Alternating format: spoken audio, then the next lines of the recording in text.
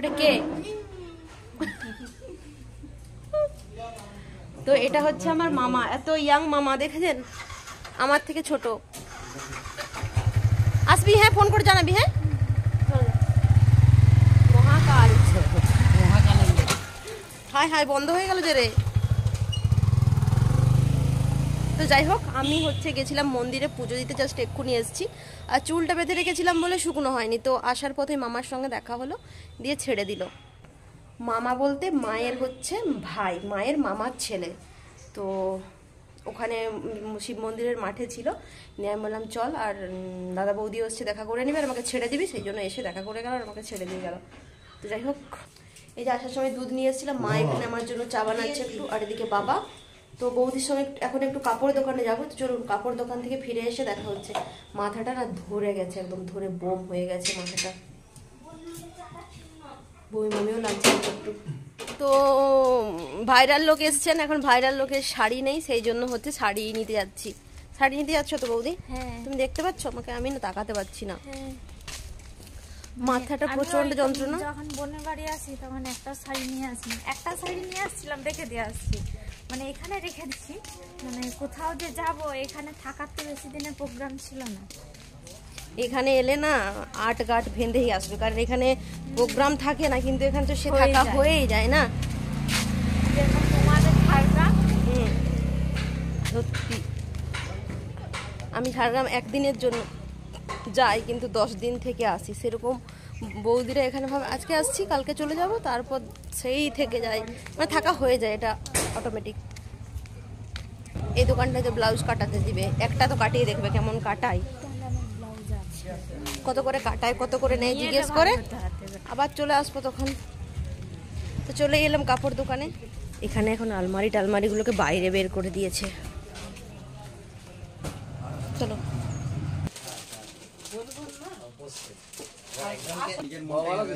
হ্যাঁ ভালো আছে, আপনি ভালো আছেন? তোমার থেকে লম্বা আছে। শাড়ি নেব, শাড়ি।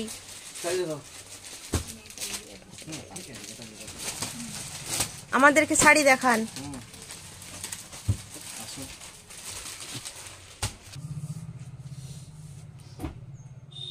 তিন চারটা নিয়ে নাও সঙ্গে। আমি তুমি একটা কিডনি উইক করো, আমার একটা আইফোন হয়ে যাবে, অনেক শাড়ি হয়ে যাবে। কি শাড়ি এটা? Linen batik, linen batik. Linen বাটি। আর আর কালার নেই বলুন? এই তো কালার। বলতে সাদা গুলো। না সাদা কেন? এই তো। এক দুই। বৌদি ওইটা দেখো, ওইটা বৌদি দেখো, ওই যে ব্ল্যাকটা দেখো। রেড ব্ল্যাক তো আগে বিক্রি করেন।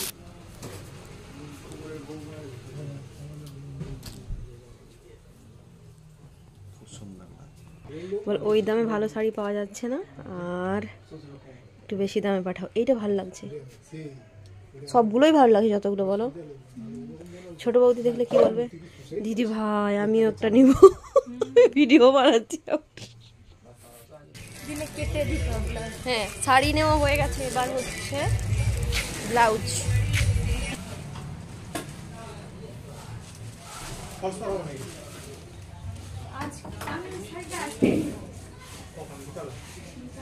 আপনি ব্লাউজের পিসটা কেটে নিয়ে শাড়িটা দিন।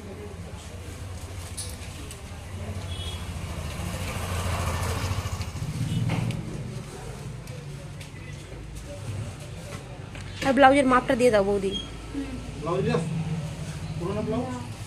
মাপ নিয়ে নিন না।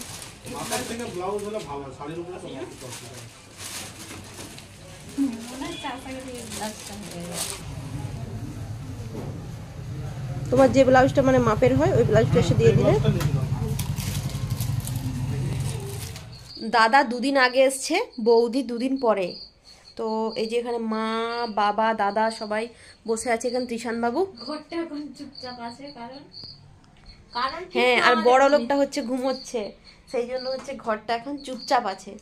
তো মায়ের রান্না হয়ে গেছে মা। আজকে আমার নিরামিষ। তোমাদের কি হয়েছে? আমাদের আর এখনো একটা হবে তরকারি বড় বাবুর জন্য, সেদ্ধ তরকারি। যাই হোক কিছু একটা করে দিব ওর জন্য। তো সকাল থেকে গ্যাসের ওষুধ খাওয়া হয়নি বলে না মাথাটা একদম যন্ত্রণা করছে। এই নে বাকি পয়সা নে। তোমার বোনের বাড়ি তোর উপরে যাবো। যা না বাবা, ম্যাডাম চলে আসবে। আমাদের ঘরে সাপ আছে, সেই যে সাপগুলা পেছনে আওয়াজটা ঝুমকা শোনা থাকে। গেলে এটা কিসের আওয়াজ আপনারা বলুন, বলে রোজ এরকম আওয়াজ তোমার বোনের ফাটা জায়গাটা দেখা। একটু দেখাও তো বৌদি শাড়িটা, একটু পুরোটা খুলতে হবে, তুমি লম্বা করে খুলে গায়ে ফেলো। বাড়ি। ওয়াও, সেই লাগছে, আমার তো ভালোই লাগছে। আমার খুব ভালো লাগছে, ইনার বাবু পছন্দ হয়নি। তোমাকে হলুদ জিনিস পরলে ভালো লাগে না বিকেল এ হলুদ আর সবুজ আছে, আর লাল কালোটা বিচ্ছিরিটা। মনে ছিল না? না, কালোটা না, আর ছিল কালোটা সাদা ফোটেনি বলো, হ্যাঁ, আর আর সাদাটা সাদা তো লাল। পুজোর জন্য ঠিক আছে। তো সকালবেলা হচ্ছে হালকা হালকা, মানে রোদ হালকা হালকা বলাটাও ভুল, একদম রোদ ছিলই না, একদম ঢেকে রেখেছিল। কিন্তু এখন প্রায় 12টা সাড়ে 12টার মতো বেজে গেছে, এখন একদম রোদটা চড়া উঠেছে। তো যাই হোক, বাইরে চলে এলাম, বাইরের দিকটা বড্ড সুন্দর লাগছে। আর 1 কাপ চা খেয়েছি, কিছুই খাইনি, মাথাটা বড্ড যন্ত্রণা করছে। সেই জন্য তৃষানকে বললাম যা না বাবা ওষুধ এনে দে, কিন্তু ও যেতেই চাইছে না, আর 1টা বেজে গেলেই ওষুধ দোকান বন্ধ হয়ে যাবে। তো এই হচ্ছে বাইরের ওয়েদার। রান্না বান্না আজকে নাকি সব কিছুই হয়ে গেছে, দাদার জন্য শুধু একটা সেদ্ধ তরকারি হবে, আর সব কিছু হয়ে গেছে। আর এই যে পুজো দিয়ে আসার সময় দুধ নিয়ে এসেছিলাম, এই দুধটা হচ্ছে এখন মানে গরম হচ্ছে।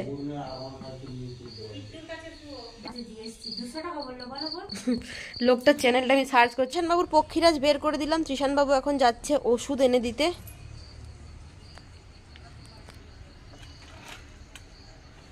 সাবধানে যাবি, দেখে দেখে যাবি। তৃষান আবার জোরে চালাই বাপি। তৃষান এখন বড় হয়ে গেছে বলে না অনেক কাজ করে, দেখেছেন সাইকেল চালানোর কি স্টাইল। কোথায় গেছিলি রে? কি এনেছো তুমি? আমাকে একটু দাও। হুম, তোর বড় মামি, তোর ছোট মামি চা দিয়েছে, দিয়েছে আমাকে দিয়েছে, তো খাচ্ছে চায়ের মুখেতে, মানে চায়ের কাপ থেকে কি বাজে গন্ধ হয়েছে। তোর বড় মামির কাছে প্রথমে বলে জল খাবো, বলে না এই জলটা খাবো না, এটা বাজে জল। মানে একটা জলের অন্য অন্য জায়গার জলের টেস্ট আলাদা থাকে, তো আলাদা থাকে। তো কখন গেছিলি তোরা? দুপুর বেলায় কি বলতা। তো আমি ঘুমিয়ে গেছিলাম, ঘুম থেকে উঠে দেখছি সুরজ মামা একদম নেই। এখন 5টা 10-15 মতো হয়ে গেছে, আর মারা চলে গেছিল মামা বাড়ি। তো চলুন দেখি একটা প্লাস্টিকে কী সব দিয়েছে, একটু দেখে নিই কী সব দিয়েছে। আর দাদা বৌদি চলে গেছে ভিডিও বানাতে। বাবা বাড়িতে ছিল, কিন্তু বাবা হচ্ছে বাথরুমে গেল। ও কিট্টু, তোমাকে চা দিয়েছিল, তুমি বাজে বলেছো বাবা? তুমি তো বলেছো। আমি তো যাইনি। হ্যাঁ তুমি তো বলেছো, হ্যাঁ রাত্রে বিলাই দিনে রাত আমাকে সেই তা ধরাবে, আর তুমি আমাকে তোর ঘরে দোষ আছে। তো এই যে এখানে হচ্ছে বড় মামি বড়ি দিয়ে পাঠিয়েছে। বড় মামি হচ্ছে প্রত্যেক বছরই বড়ি বানায়। তো এবারে মাকে বলেছিলাম মা বড়ি বানাও আমাদের বাড়িতে। আসলে বাড়িতে হলে একটু বেশি করে খাওয়া যায়, কিন্তু সময়ই হয়নি মায়ের, কাজে কাজে। এখন তো শীত শেষ হতে গেল, এই শীতে নাকি বড়ি হয় না। তো এই যে তিলের বড়ি, মামির হাতের কাজ সুন্দর, সব কিছু খাবার দাবার পিঠে পুলি সব সুন্দর বানায়।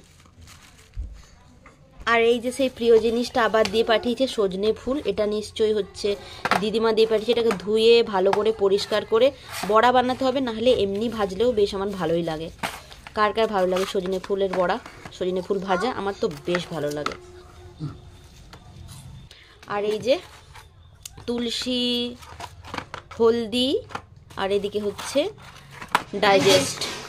তো এই ওষুধগুলো নিয়ে আসা হয়েছে বর্দার জন্য, কিন্তু এখন আমার প্রচণ্ড কষ্ট হচ্ছে। আমি একটু খাবো, সে যার ওষুধই হোক না কেন খেয়ে ফেলবো, সবটা খাবো। হলদি, ডাইজেস্ট, সাবান। আর এই যে সাবানটা। তো চলুন খেয়ে নিই ওষুধটা গরম জল করে।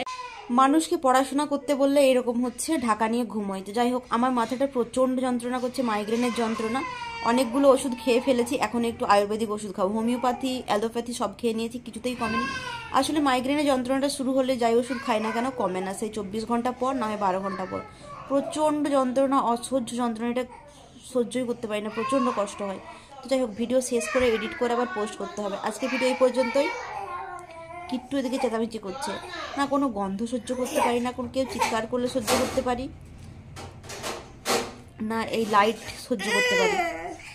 তো দেখুন আজকের ভিডিও এই পর্যন্ত। নেক্সট ব্লগে আবার দেখা হবে। ততক্ষণ আপনারা সবাই ভালো থাকবেন, সুস্থ থাকবেন, আমার মতো অসুস্থ হয়ে পড়বেন না। ভিডিওটি ভালো লাগলে অবশ্যই লাইক কমেন্ট শেয়ার, এবং চ্যানেলে যারা নতুন আসছেন আমার চ্যানেলটিকে সাবস্ক্রাইব করে দেবেন। তো চলুন টাটা, ভালো থাকবেন, সুস্থ থাকবেন, নেক্সট ব্লগে আবার দেখা হচ্ছে।